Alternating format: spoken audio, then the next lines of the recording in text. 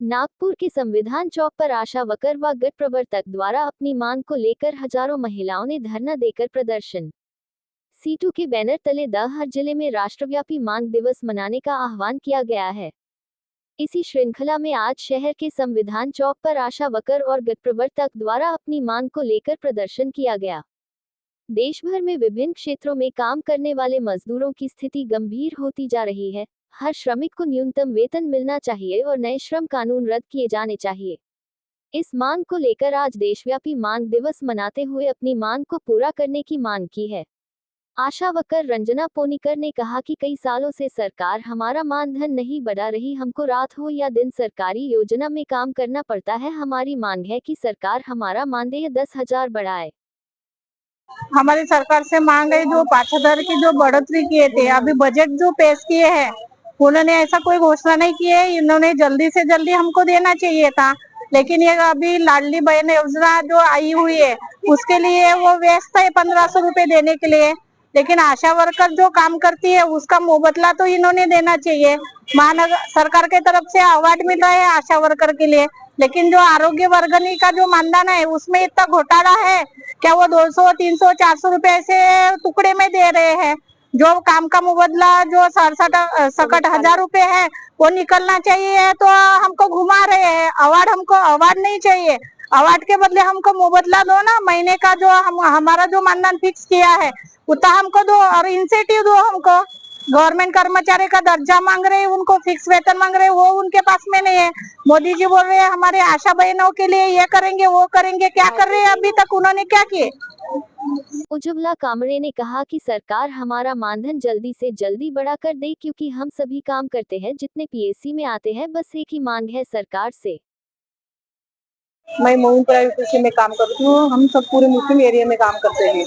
तो जो BPL APL act है जो रद्द करना चाहिए। हम सभी लोगों को सेवा देते हैं ना, बीपीएल रहे चाहे एपीएल रहे, लेकिन हमारा कहना ऐसा है कि सभी को देना चाहिए, लाभ सभी का निकलेगा। बाकी लोगों का भी नुकसान होता है, जो बीपीएल है उनको मिलता है, जो बीपीएल नहीं है उनको नहीं मिलता है। इसका मतलब है सबको काम सभी लेडीज करती है, सब आशा करती है। तो मैं ये आशा करती हूँ कि हमारा बाड़ी मानधन जल्द से जल्दी निकलना चाहिए और जो रेगुलर में कर दो और 10,000 रुपए हमको पेमेंट दे दो, वो हमारा मकसद हमको होना चाहिए। मंजूषा फटिंग है, मैं भालारपुरा यूपीएससी से हूँ। हमारी ये डिमांड है कि हमारी जो एपीएल बीपीएल की अट है हमको सरसकट वो चाहिए। एनसी के लिए हम सब डॉक्यूमेंट्स लाते हैं और एपीएल है उनका हम यानी फ्री मुबदला फ्री यानी ये करते हैं, उसका मुबदला हमको कुछ भी नहीं मिलता।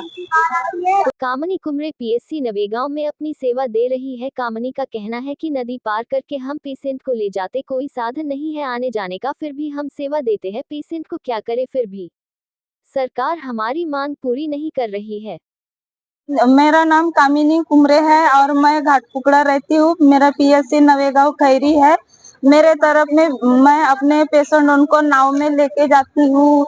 मेरे गांव में आने जाने के लिए साधन नहीं है, तो भी मैं इतने मुश्किलों के बाद में भी अपना पेशेंट में अपने दवाखाने तक पहुँचाती हूँ। फिर भी आज हमारे 3 महीने हो गए हैं कि हमको मानधन अभी तक नहीं मिला है, ना वाड़ी मिला है ना पेमेंट मिला है। बस इतना ही बोलना चाहती हूँ मैं। माया कामरे गोरेवाड़ा पीएससी में अपनी सेवा दे रही है। इनका कहना है कि हमारी मांग जायज है, हमारा फिक्स पेमेंट कर दे सरकार। पिछले बजट में सरकार ने 5,000 रुपए बढ़ा दिया था, आज तक वो पैसा नहीं मिला। बस वादा कर देती है मगर पैसा नहीं बढ़ाती। और हमारी मांगे तो हम सब जानते हैं, हमारी मांगे जायज है और हमारा जो मेन मांगे है हमारे, तो हमारे हमको एक वेतन फिक्स वेतन देने की हमारी मांग है। और अपने गए बजट में भी हम सभी आशाओं को 5,000 बढ़ोतरी का उन्होंने आश्वासन दिया, लेकिन अब तक कोई उनकी सुनवाई नहीं हुई या कोई भी मतलब हमारा कोई लेटर नहीं निकाला गया। सिर्फ उन्होंने हमको आश्वासन दिया, उन्होंने घोषणा की, लेकिन अब तक कोई भी हमारे पास कोई जीआर नहीं आया, ना तो हमारे अकाउंट में पैसे आए। दूसरी बात, जो भी हमको 5,000 रुपए महीने के जो वाड़ी मानधन करके आते हैं वो 3-3, 4-4 महीने के बाद आते हैं। और ऐसे महंगाई के दिनों में आशा वर्कर अपनी जिंदगी कैसे जिएंगी? और हमारे और उसके बावजूद भी मतलब पेमेंट नहीं आता, लेकिन उसके बावजूद भी जो काम का बोझा है वो बढ़ते ही चला जा रहा है। हर महीने में हर सप्ताह में नई बीमारी आती है और बिना मुबदला आशाओं को काम करना पड़ता है। डेंगू रहे, चिकनगुनिया रहे या किसी भी प्रकार की विपत्ति अगर इस देश पे आती है तो उसकी जिम्मेदारी आशा के ऊपर होती है और उसको ही जिम्मेदार माना जाता है। अब देख बाल मृत्यु, माता मृत्यु अभी वो तो होना जायज ही है, लेकिन उसकी जिम्मेदारी भी आशा के ऊपर थोपी जाती है।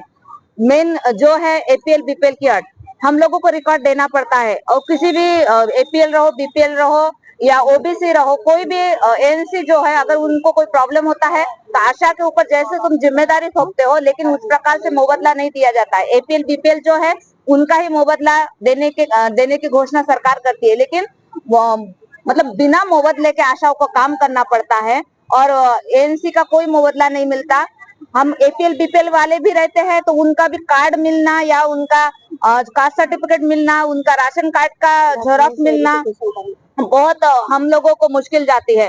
या तो हॉस्पिटल में आशा वर्कर लेके जाते हैं तो वहाँ का स्टैंप लाओ, सिग्नेचर लाओ, बहुत से ऐसे उन्होंने नियम लगा के रखे हैं, लेकिन वो नियम मतलब पूरा नहीं होने के कारण हमारे आशा को उनका भी मुआवजा नहीं मिलता। उल्टा उनके जाने आने में 300-400 रुपए टिकट का खर्चा हो जाता है, जितना इनकम नहीं उनका खर्चा होते जा रहा है। हमारी यही मांग है कि हमको फिक्स वेतन दिया जाए और इंकलाब जिंदाबाद।